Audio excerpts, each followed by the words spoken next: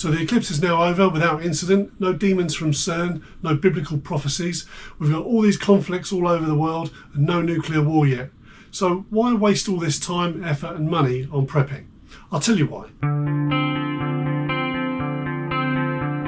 Hi, this is Everyday Prepper and welcome to the channel. So we had a new boiler fitted the other day because our old boiler was probably over 30 years old and it's been a long time coming. And we got a kind of a like for like. We had all the system flushed and everything else. It's quite a big job. And when the engineers were in there, we offered them a tea and coffee, as you do, to be nice. And one of them turned around and said, "Oh no, you won't be able to do that. You've got no water. We've had to cut it off." And of course we were able to turn around and say, yeah, we've got water, don't worry. Now, that's just a really simple example of how your preps can be useful. But what happened next was a little bit unexpected. As they were installing the boiler, they found that there was some kind of pressure drop in the gas system. And after exploring around the house, they looked at the gas cooker and they disconnected it and found that the gas drop was not happening when the cooker was disconnected. So they discovered basically that there was a leak in the inside of the cooker. And then this was a brand new cooker, it was only less than a year old, so still under warranty. And that's a different story, trying to get your money back. So basically the engineers ended up condemning our cooker, and we use that every day. So we've now got to go through the process of the retailer where we bought it. We're trying to go through the manufacturer.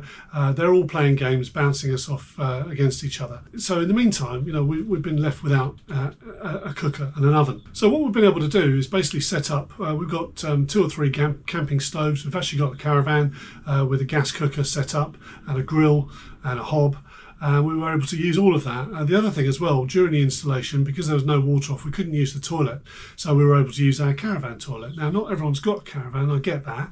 But what everyone could have in the background is literally just a little gas stove. And I use that to fry my eggs in the morning while we're waiting to get this cooker sorted out. So when I say, when I said at the start of the video, what on earth are we wasting all this time prepping for?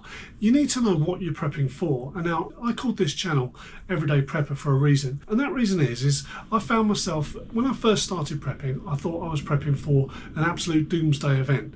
Now, the likelihood of the whole grid going down in the UK in one go, I think is extremely unlikely. From looking into it in real depth over several years, I just think it's not going to happen. There's so many different types of backup that the government has in place. And I know that because I'm involved with some of it, and we'll cover that in another video. But in the meantime, my advice for anyone starting out prepping, or even just prepping in general, is to have a look at your daily routine. Have a look at from when you get up in the morning to when you go to bed at night. Look at every single thing that you do, whether it's going to work, you're having a shower, whether you're cooking, whether you're washing up, washing clothes, all of that. Have you got some element of backup if any one of those was disrupted, or even all of that was disrupted?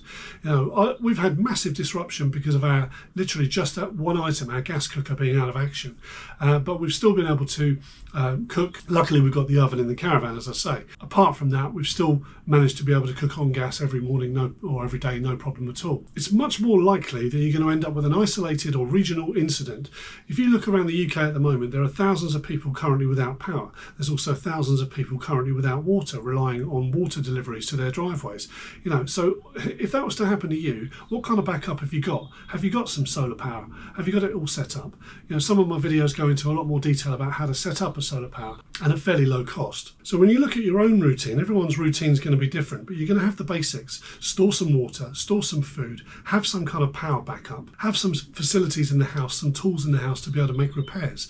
We're getting a lot of high winds, especially today on the south coast. Apart from that, if you want to specialise in prepping for some specific event, that's fine once you've got the basics squared away. So again, to reiterate, for me, those basics are some water, some way of filtering water, and being able to boil water. So that could be like a mini gas stove, portable gas stove. Some food put away, as much as you possibly can. Start with aiming for a couple of weeks, then go for maybe 2-3 months, then go for a year's worth of food. In the meantime, have some backup power. Whether it's a power bank that you want to spend $1,000 on, or whether it's literally just a solar panel, a leisure battery, and an inverter and some 12-volt lighting, just something to give you some degree of comfort if you were to get a long-term power cut. But for me, my preps have just been used in literally day-to-day problems that come up when I can go, that's okay, I've got a backup. That's okay, I've got a backup.